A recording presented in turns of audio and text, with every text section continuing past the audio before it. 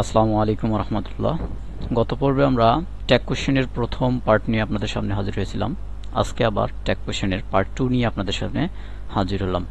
আশা করি সবাই পুরো ভিডিওটি দেখে লাইক, কমেন্ট, শেয়ার করে পাশে থাকবেন। আপনারা যারা প্রথম পর্বটি দেখেননি, ডেসক্রিপশন বক্সের মধ্যে লিঙ্ক দেওয়া থাকবে, আপনারা সেখান থেকে দয়া করে ভিডিওটি দেখে আসবেন। নয়তো প্রথম অংশটা না দেখলে দ্বিতীয় অংশটা আপনারা কিছুই বুঝতে পারবেন না। প্রথম অংশের মধ্যে আমরা রুল 5 পর্যন্ত আলোচনা করেছিলাম। আজকে আলোচনা করব হচ্ছে 6 থেকে। আপনারা সকলে এখানে দেখতে পাচ্ছেন যে রুল 6 এর মধ্যে বলা আছে যে সকল শব্দ কোন স্টেটমেন্টে থাকলে ট্যাগটি সর্বদাই অ্যাফার্মেটিভ হবে। আবার বলতেছি, দেখো, যে সকল শব্দগুলো কোন স্টেটমেন্টে যখন থাকবে ট্যাগটি সর্বদাই অ্যাফার্মেটিভ হয়। খেয়াল করেন, যেমন এই জায়গায় দেওয়া আছে not, no, never, hardly, rarely, scarcely, few, little, barely, seldom, bite, to. এই শব্দগুলোর মানে হচ্ছে এদের অবস্থাটা এতটাই কম যে নাই বললেই চলে, অর্থাৎ এরা জন্মগত দিক থেকে নেগেটিভ। এরা সবসময় দুর্বল অর্থ প্রকাশ করে থাকে, যার কারণে এদেরকে নেগেটিভ ওয়ার্ড হিসেবে ধরে নেওয়া হয়। যেমন এখানে বলা হয়েছে হি হ্যাজ ফিউ ফ্রেন্ডস। এক কথাই হচ্ছে যে তার কিছু সংখ্যক বন্ধু আছে। এখানে বলছে না যে কতগুলো আছে, এখানে বলছে যে ফিউ ফ্রেন্ডস, কিছু সংখ্যক। এই যে ফিউ শব্দটা রয়েছে, এই ফিউটা হচ্ছে একটা আমাদের নেগেটিভ ওয়ার্ড, মানে নাই বলতেই চলে, যার কারণে আমাদের ট্যাগটা অ্যাফার্মেটিভ হয়েছে। রুল 7 এর মধ্যে কি বলা হয়েছে, কোনো শব্দের শেষে যদি বডিটা থাকে, বডিযুক্ত ওয়ার্ড যেমন হচ্ছে এভরিবডি, সামবডি, নোবডি, এনিবডি। আবার কোনো শব্দ শেষে যেমন দেখা যাচ্ছে ওয়ান যদি যুক্ত থাকে, যেমন হচ্ছে everyone, someone, no one, anyone, none. আবার এখানে বলা হলো অল, ইচ, এভরি। মূল সেন্টেন্সে সাবজেক্ট হিসাবে যদি থাকে তাহলে ট্যাগ কোশ্চেন করার সময় এদের প্রোনাউন হিসাবে আমরা দিয়ে বসাবো সেন্টেন্সগুলো। আবার দেখে নেন যে এই যে শব্দগুলোর কথা বলা হলো, এগুলো যদি কোনো স্টেটমেন্টের মধ্যে সাবজেক্ট হিসাবে বসে তাহলে অবশ্যই আমাদেরকে ট্যাগ কোশ্চেনের মধ্যে এদের প্রোনাউন হিসেবে আমরা দিয়ে বসাবো। যেমন তার আগে একটা জিনিস খেয়াল রাখতে হবে যে স্টেটমেন্টটা অ্যাফার্মেটিভ নাকি নেগেটিভ। যদি অ্যাফার্মেটিভ হয় ট্যাগ হবে নেগেটিভ, আর যদি স্টেটমেন্টটা নেগেটিভ হয় ট্যাগ হবে অ্যাফার্মেটিভ। ওকে। রুল 8 এর মধ্যে বলা হয়েছে থিং যুক্ত কিছু ওয়ার্ড, যেমন এভরিথিং, নাথিং, এনিথিং, সামথিং।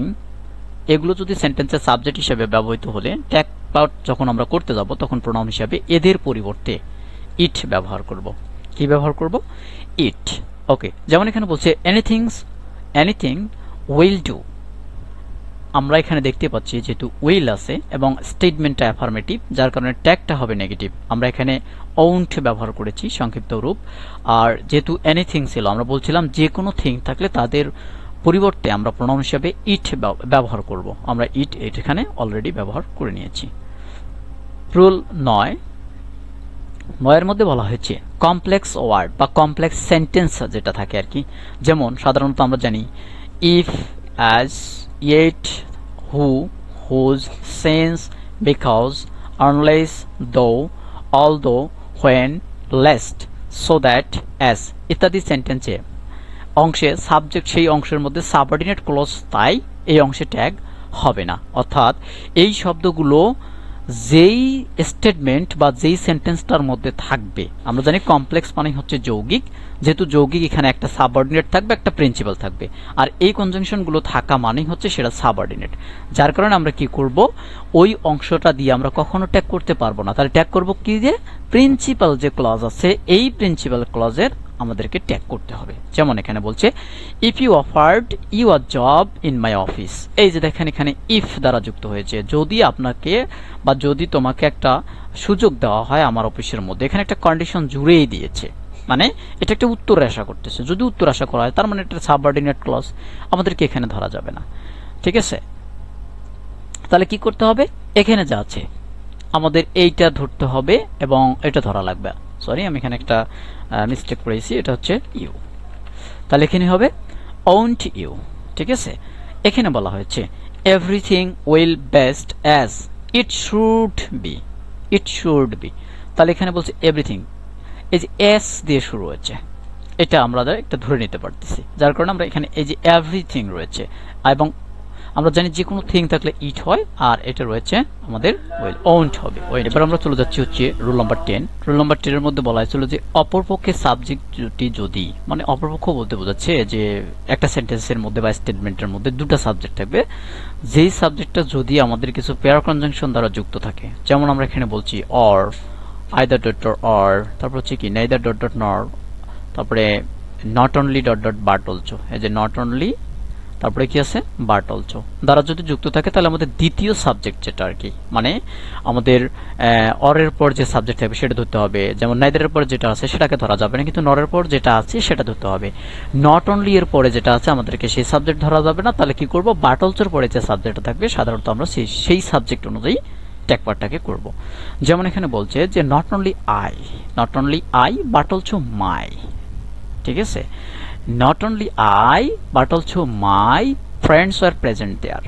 এখানে আমরা এখানে ওয়ার দিয়েছি, এই যে ওয়ার রয়েছে, এবং আমরা এখানে আই দিয়েছি, কারণ হচ্ছে এখানে মাইটা আমরা দিতে পারতেছি না, কারণ সাবজেক্টিভ ফর্মটা আমরা নিয়েছি, যার কারণে। ওকে, এবার এখানে বলা হয়েছে either Rahim or his elder sister, যেহেতু দুইজন রয়েছে, যার কারণে আমরা এখানে প্রোনাউন হিসেবে এদের পরিবর্তে কি নেব, দে নেব, কেননা দুইটা হচ্ছে থার্ড পারসন, যার কারণে আমাদেরকে এখানে নিতে হবে। আর এখানে বলা হয়েছিল কেম, ভি2 রয়েছে, যার কারণে আমরা এখানে নেব হচ্ছে ডিডেন্ট।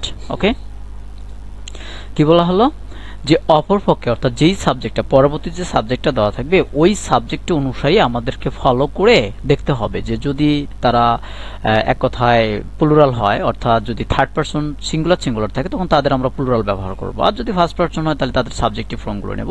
বিশেষ করে আমাদের পরের অংশের মধ্যে যেই সাহায্যকারী ভার্বগুলো থাকবে, বা যদি ভার্ব না থাকে তাহলে আমরা মেইন ভার্বের দিকে তাকিয়ে পূর্বের ন্যায়গুলোকে ট্যাগ কোশ্চেনটাকে করে নেব। ওকে, আচ্ছা, তাহলে হচ্ছে রুল 11 অর্থাৎ 11, মূল সেন্টেন্সে যদি সাবজেক্ট থাকে এবং সাবজেক্ট দুটি যদি অ্যাজ ওয়েল অ্যাজ, তারপরে অ্যালং উইথ, তারপর rather than, together with, accompanied by, in addition to, including, excluding, except ইত্যাদির দ্বারা যুক্ত থাকে, তাহলে প্রথম সাবজেক্ট অনুযায়ী আমাদের ট্যাগ প্রোনাউন করতে হবে।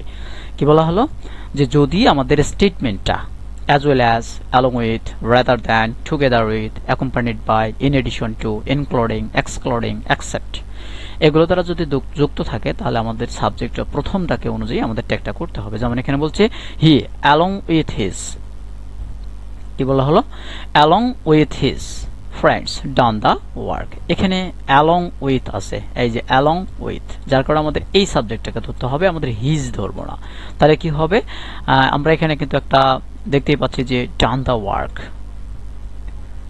he along with his friends done the work, এখানে হবে has, সাহায্যকারী ভার্ব মিসিং হয়ে গেছে, has done the work, যেহেতু আমরা এখানে has আছে যার কারণে আমাদেরকে এখানে দেখতে হবে যে এই has স্টেটমেন্ট আমাদের অ্যাফার্মেটিভ, ট্যাগটা হবে নেগেটিভ, আর হি বসাই দিলাম। ওকে, এখানে দেখো আবার ভি2 ব্যবহার করা হয়েছে, যার কারণে আমরা এখানে ডিড নিলাম বা ডিডেন্ট নিলাম, কারণ স্টেটমেন্টটা হচ্ছে আমাদের অ্যাফার্মেটিভ, যার কারণে আমাদের ট্যাগটা করতে হবে নেগেটিভ, আর আমরা প্রথম সাবজেক্টকে ধরবো, দ্বিতীয়টাকে নয়, যার কারণে এটা দিয়ে দেওয়া হলো।